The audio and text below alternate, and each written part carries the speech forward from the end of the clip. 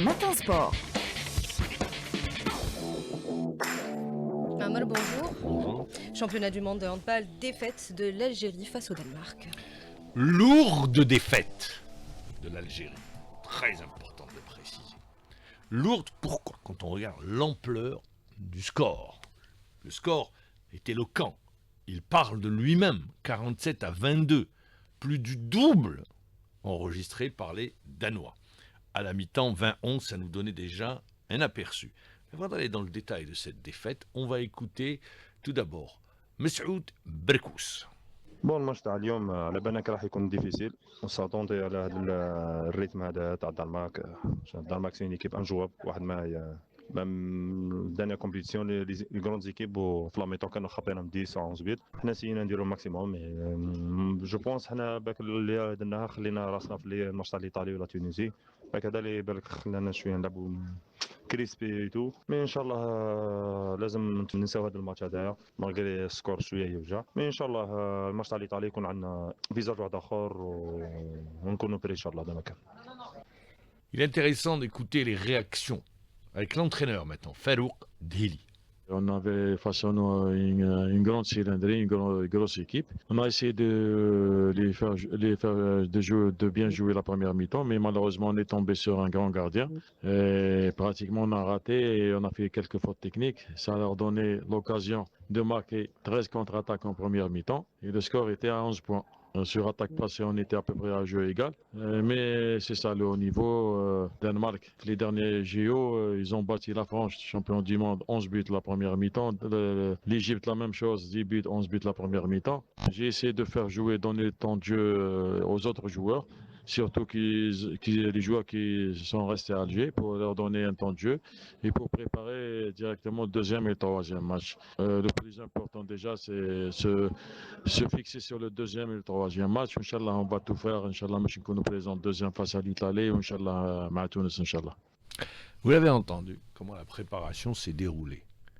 J'ai voulu donner du temps de jeu aux joueurs qui étaient restés à Alger.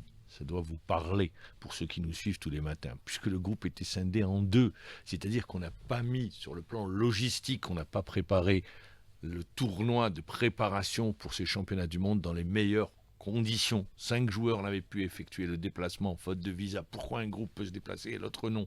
C'est une équipe nationale. Très bien, dans un premier temps, le retard enregistré. Je ne vais pas revenir, restons sur cette défaite. Alors on dit pour préparer l'Italie et la Tunisie. Dieu seul sait ce que j'ai entendu par le passé. J'espère encore une fois me tromper. Et on verra. L'Italie a battu la Tunisie. Deuxième participation à un championnat du monde des Italiens. Et les Italiens sont imposés 32-25. Les Tunisiens, depuis bien longtemps, ils sont devant nous. Mais c'est pourquoi j'ai dit lourde. Parce que pour ceux, les plus jeunes, ne s'en souviennent pas peut-être. En 1995, eh bien oui, l'Algérie battait le Danemark sur le score, s'imposait dans un championnat du monde, c'était en Islande, et on battait les Danois. Et aujourd'hui, la tendance est inversée.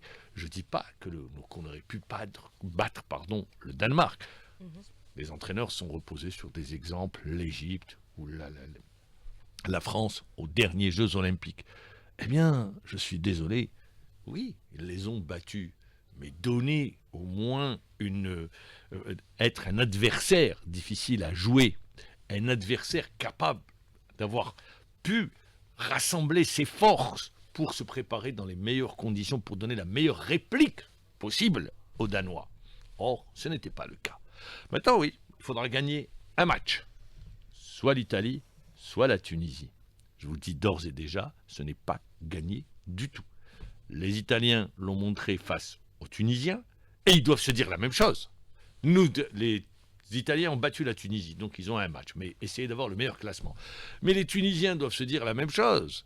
Eh bien, on va jouer l'Algérie. C'est pour vous dire toute la difficulté. Et pour la famille du handball, pour les membres de l'Assemblée générale qui nous écoutent, je pense qu'aujourd'hui, il est temps de se regarder dans une glace et de se dire où allons-nous? Où va cette discipline? Pouvons-nous continuer de la sorte? Les pouvoirs publics qui financent la discipline et qui connaissent très bien ce qu'elle a apporté comme joie, comme satisfaction, et l'état dans lequel se trouve la discipline aujourd'hui, je pense qu'il devrait y avoir une très grosse inquiétude. Mais attendons pour voir la fin. Ce qui est sûr, c'est que l'entame est complètement ratée. On enchaîne avec la Coupe d'Algérie. Le football.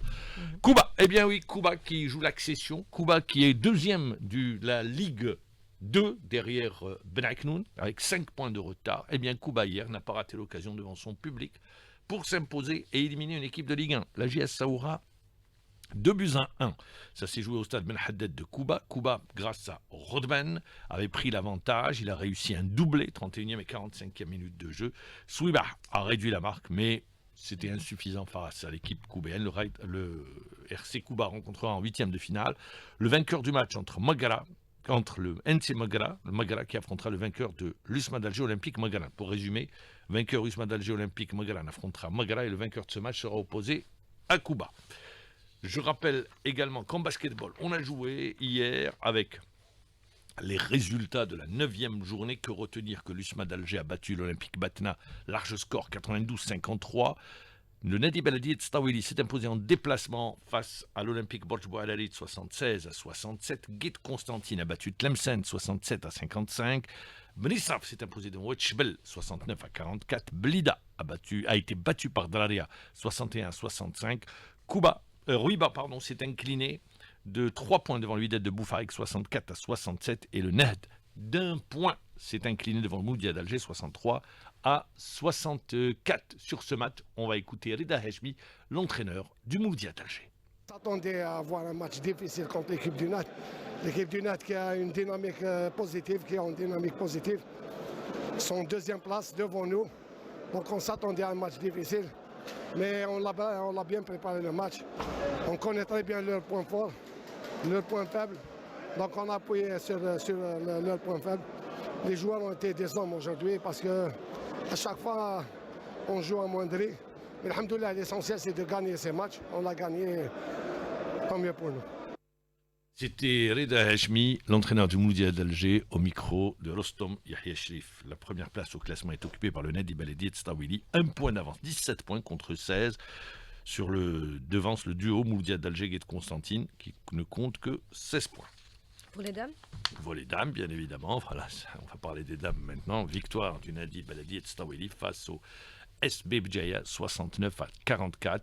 Le Nadi, je rappelle que le MT Sétif domine la compétition avec 9 points, suivi du Moudia d'Alger 7 points. Et puis derrière, on retrouve Ali Menjli, Cuba, Stawili et ferme la marche Béjaïa et Borj Boualarid. Le volleyball, on a joué pour le compte de mise à jour pour le volleyball. Alors ce qu'on retiendra, c'est Aïn Lila a battu l'Alma 3-7-0. Casteltnit, l'Abed s'est imposé devant Aïnazel 3-7-0 pour le compte du groupe Centre-Est.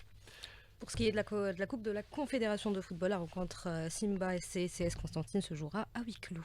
Eh bien oui, puisque là, ainsi on a décidé, la commission de discipline de la Confédération africaine de football. La 8e édition du CHAN reportée à août 2025. Et rien ne dit aujourd'hui que la Coupe ça c'est le CHAN qui est reporté.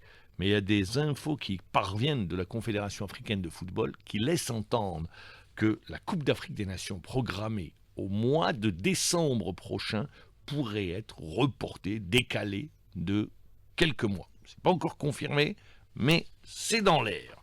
Et puis voilà un transfert, c'est Yousri Bouzouk, qui lui, âgé de 28 ans, formé au Paradou, qui s'est engagé avec le club saoudien de Raid. C'est ce qu'a annoncé le club de la Saoudi Pro League de football. La cérémonie de signature a eu lieu entre le président du club Raid, Fahd El Moutoua, et le joueur algérien en présence du manager de l'équipe. Le club saoudien a salué l'arrivée de sa nouvelle recrue et a écrit sur son compte « Nous avons renforcé nos rangs avec la star algérienne. Bienvenue à Yousri Bouzouk. » Excellent joueur, excellent buteur, très demandé, mais bon, il a choisi d'aller en Arabie Saoudite. Je rappelle l'Arabie Saoudite qui organisera la Coupe du Monde avec un championnat des plus relevés. On enchaîne sur l'étranger, avec notamment, je vous l'avais dit hier, il y avait un match qui retenait l'attention et ils sont en train de prouver que c'est une équipe qui a les moyens d'aller chercher la Champions League, pas d'aller la gagner, de se qualifier pour la Champions League. Et je parle de Nottingham Forest qui a fait match nul contre Liverpool, le leader. Un but, partout Chelsea ne gagne plus. Chelsea fait match nul contre Bournemouth. West Ham a changé d'entraîneur, ça lui a réussi. 3 occasions, 3 buts, ils battent Fulham, 3 buts à 2. En revanche, eh bien, ça se complique encore une fois pour Pep Guardiola.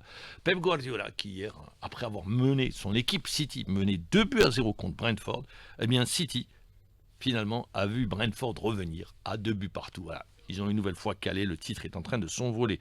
Atalanta Juve, pas de vainqueur, 1 but partout. Le Milan AC s'est imposé à Comme 2 buts à 1. Et puis en Bundesliga, on retiendra que le Bayer Leverkusen a battu Mainz 1 but à 0.